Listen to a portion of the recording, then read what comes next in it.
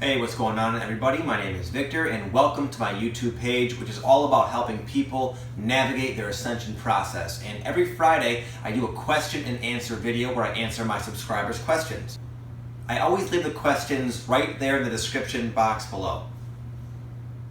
Someone asked why they get glimpses of enlightenment where they feel totally awake, totally enlightened, and then all of a sudden it's gone.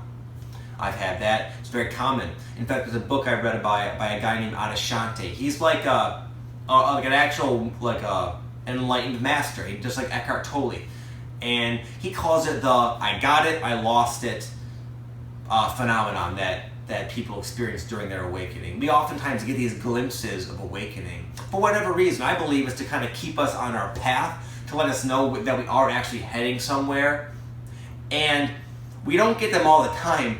I believe because it's so depressing when you leave that precious state of being. When you finally feel like you've acquired the enlightened state of being, I've had it, and then all of a sudden you can literally feel and experience the doubtful ego structure kind of restructuring itself and taking you back over, and then you just have this faint memory of what it was like. It's very depressing. And it's just part of this adjustment. Right now we're all being adjusted to the frequency so we can become more permanently enlightened and awake. And unfortunately, it's just a symptom of the adjustment. It's nothing to really worry about. You didn't do anything wrong. If you truly became enlightened, you won't lose it. So you're just not quite there yet. But it's certainly a sign you're on the right path. So one of my subscribers mentioned that they keep waking up paralyzed. This is actually a very common thing. When you wake up out of a dream or out of being asleep, and you're in your bed, you're in your room, but you can't move, you can't even scream. It's a very terrifying experience.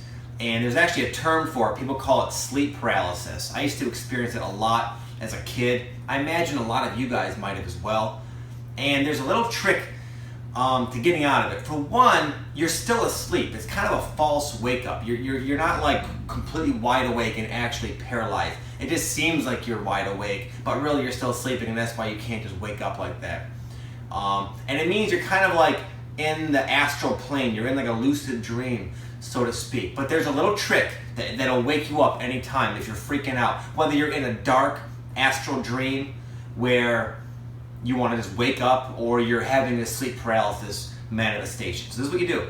Wiggle your pinky toe with the intention of waking up. You will literally be able to, for whatever reason, wiggle your toe and climb through the different layers of consciousness and wake yourself up. It's like a surefire escape route.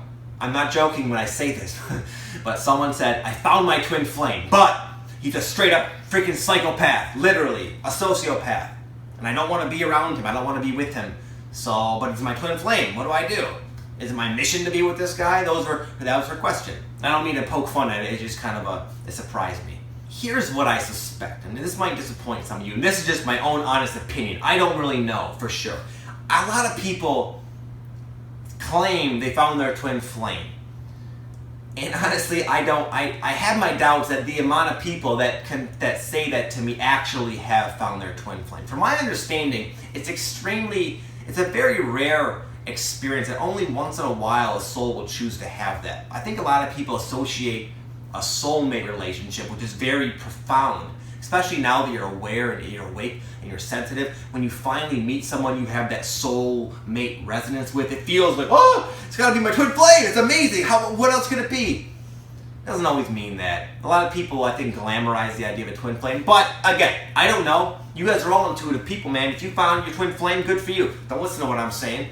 But here's the thing. This is kind of what I wanted to address. If he's a psychopath, then I don't know what to tell you. That's a judgment call on your part. I can't tell you what to do.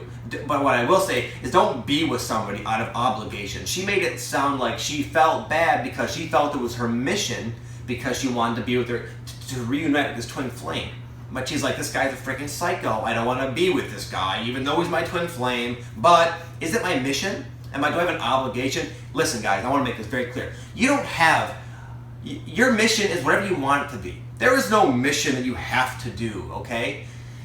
What your real mission is to do what you want to do. And the whole obstacle is getting out of your own way so you can do that with confidence and not doubt yourself and question yourself so often. If you feel that you have a mission, but it's something you really aren't fond of, that's not your mission. Okay? You do what you want to do. As long as it's like benefiting, it's not hurting people, obviously. Don't worry about the whole idea of a mission. You'll know your mission when the time is right. But here's the thing, when you discover your mission, it just so happens to coincide with something you just really want to do. So it works out that way. Someone reported just a really strange and unexpected outer body experience during a meditation they were doing. So sometimes it's possible where people who have just started meditating or been meditating a while, and usually it's like the same old thing, and they're just meditating, and one time out of the blue you can have these crazy, earth-shattering, amazing experiences where you just lift out of your body and swim in the cosmos up there in the ethers and talk to Jesus. You know, all these random things that you can actually experience. People do. It's something that happens, and everyone comes back and thinks, what the heck was that? That's gotta mean something. What is it? No.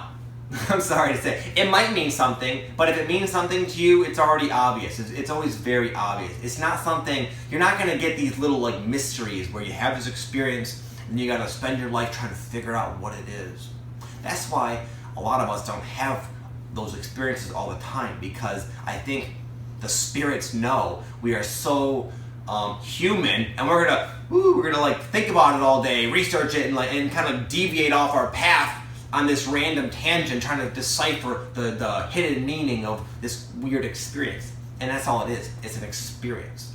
Sometimes we have those just so we know that it's possible. I had one when I was very young. Well, relatively young. I was like 18, 19 years old. I had where I was sitting at the edge of my bed in a drug rehab facility that I visited like 5-6 times. So I was feeling hopeless. I was feeling like really just down to myself. Feeling like there's no way I can get clean. I've already tried. It was my first night. I'm coming off of my heroin. I'm getting sick. My nose is running. I'm feeling like death. And at that point, I had no real sense of spirituality. My parents weren't religious. And I was arguing with one of the guys giving what they call a didactic, like a lecture about the drug process, you know, getting clean and stuff. And he was one of those like hippo Christian type people who was like very quick to talk about God being in his left pocket, whispering little divine nothings in his ear, telling him all these, you know, a way to heal people. And I saw right through it, so I was like going back and forth with him. But that was also kind of a little like punk, you could say. And so I got in my room and I was sitting there crying and I was like mad. I started swearing at God, yelling at him. Okay, you guys know I'm not afraid to swear. I was cussing at God, saying, if you're so powerful, but why don't you show yourself to me? Then I was gone. I have no discernible in-between time where I fell asleep or had a transition. I was just somewhere else. One moment I was in my rehab facility at the edge of my bed yelling at this proverbial God that I didn't believe in, and the next thing I was in a freaking heavenly realm. And how does one describe something as a heavenly realm? Well, I'll tell you, I could feel the heavenly love. There was a pure, divine, amazing, unconditional love, so far more potent than I've ever experienced, and the whole place emanated with it, and it just pierced my soul.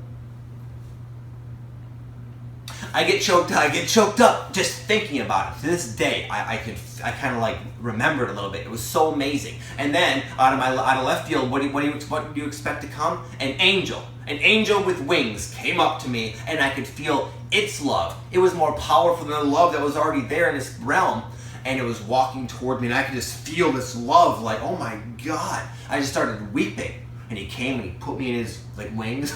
He like wrapped me in his wings and hugged me. And at that point, I just like knew. I got to experience myself as a wise soul. I just like knew all these things. It wasn't like I learned something and memories came. I just all of a sudden was like a different person and knew myself as a soul, as a spirit, as eternal. That I was from this amazing place filled with abundant love, and that I started scanning through all my experiences as a drug addict and seeing the folly in it, seeing how clearly this was not the life for me. I just saw it from this expanded perspective of my soul. And it seemed like this amazing experience, and all of a sudden I like gasped. I like gasped out of bed. Apparently I'd fallen asleep It was morning. I slept through the night, which if you're coming off heroin, you don't sleep a wink for at least a week. You do not sleep. You sit there wide awake at night and you have what is called micro sleeps, where you're just like, you like pass out for a split second, but that's all you get. The fact that I slept all night was a miracle in and of itself, but I will never forget that experience. But what was the meaning of it? Nothing. It's to show me, hey dude, God is real. It's real. This is real. You are a spirit in a physical body. You know what's even funny? To kind of case in point, I didn't even get clean after that. Because these experiences in our human brains are fleeting. They don't always change us as much as we would like to. In the moment you come out of it and you have this afterglow, and I did. I was telling everybody about this experience. I was like ranting and raving in rehab, but guess what? I got out of rehab, and a week later I was shooting dope again, smoking crack, stealing money. So that's just kind of my own little tangent story. But even if you read a lot of like the books by like Kundalini and like enlightened gurus from the East and just from anywhere, they'll always say don't get too attached to these experiences because they come and go. It's not the point of your awakening. The point of your awakening is to awaken and to become your true authentic self permanently in the physical world, so people can see what a fully realized human being is and acts like, so they can perhaps absorb some of that positive, loving energy. This is one I get quite a bit. They ask me, how do they know what they are? They read blog articles and descriptions and watch videos about like the different types of souls, like indigo souls, light workers, crystal children, rainbow children, all that sort of stuff like that. And they want to know what they are. Listen, it's not important at all what you are. Those are just different, again, they're human labels that we place on clumps of character traits. There's nothing, there's no like real categories of souls the way we do it. That's our own human beingness labeling stuff. The spirits probably laugh at the fact that we do that because we're all just eternal God souls, and that's all we are. And we all happen to be unique individuals. We are too unique and too awesome and too dynamic to really be limited by a category. Well, you're a crystal, well, you're an indigo. It's not like that. So therefore, it's not important that you even know what you are, because the category system is just a made-up system. Sometimes, for our own conversation's sake, it can become convenient to use such terms when just to speed up the process of our thought we're trying to express, but it's nothing more than a verbal tool in that regard. Someone asked why they're going through a whole bunch of their ascension symptoms that they've already gone through. Why are they coming back? Is it something they're doing wrong? No. The process is not linear. It's incredibly dynamic, and there's no rhyme or reason. I've gone through the same symptoms I don't know how many times, and I've just learned to not be like, okay, good, I'm done with that one, because that's not how it is. You never know when you're done. We are experiencing a very multifaceted experience. A lot of times we have a symptom, and then the symptom comes back because it's revealing a different aspect of a particular like ego layer or emotional trauma or misaligned belief. I don't really have much more to say than just don't expect it. Don't expect it because you've dealt with something that you should be done. I think this person was talking about their diet. For a long time, they were going through these wild dietary changes, and they kind of like settled into some kind of a normal diet, and now all of a sudden they're going through more dietary changes, and they're like, why? I've already dealt with this nonsense. I've done that exact same thing. I've gone through so many different diets you would not even believe. I purified myself down to a 100% raw food vegan diet for about a year. I just started eliminating foods that I felt were toxic to me and felt kind of lowered my vibration, starting with red meat, and then chicken, and then fish, and then eggs, and then dairy, and then I was a vegetarian for a while, and then I became a vegan, and then I became a raw vegan, then I became an organic raw vegan. And that, it didn't work out for me. I felt god-awful. I felt miserable after about a year. I was getting sick all the time. I lost a bunch of weight. I looked very unhealthy. But it wasn't a mistake. Those were dietary shifts I felt at the time were relevant, and they were guided by enthusiasm and excitement And perhaps I had to kind of cleanse myself or something. I don't really know, but I trust the process. I trust myself. I trust my excitement. So you just gotta go with the flow. Don't set yourself up for disappointment by having the expectation that you're already done with something, okay? Just be wide open. And I saved this question for last just to mess with my friend. She's always asking me to talk about my singing bowls. I use this quite a bit. So I just wanted to mess with her and make her think that maybe I wasn't going to answer it, even though it's sitting right here. But I'm going to answer it, Joy. Don't you worry, girl.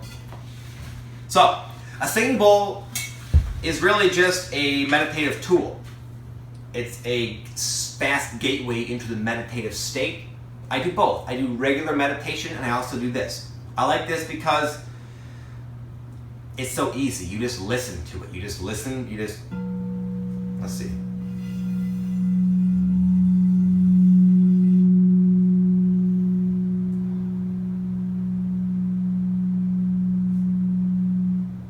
So peaceful. You just listen to it, and it like zooms you, streamlines you into the meditative state.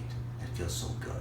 And because it's a very familiar pitch and sound, when you do it daily, you remember it. So this sound to me represents stillness.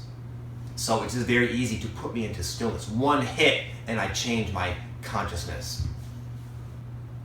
That's all it is. You don't need it. It's just a tool that I happen to be fond of. So a lot of people these days, a lot of the young guys are into like binaural beats. It does the same thing. Now with the singing bowls, in my opinion, you don't want to get just any kind of singing bowl. The one I have is like an F sharp.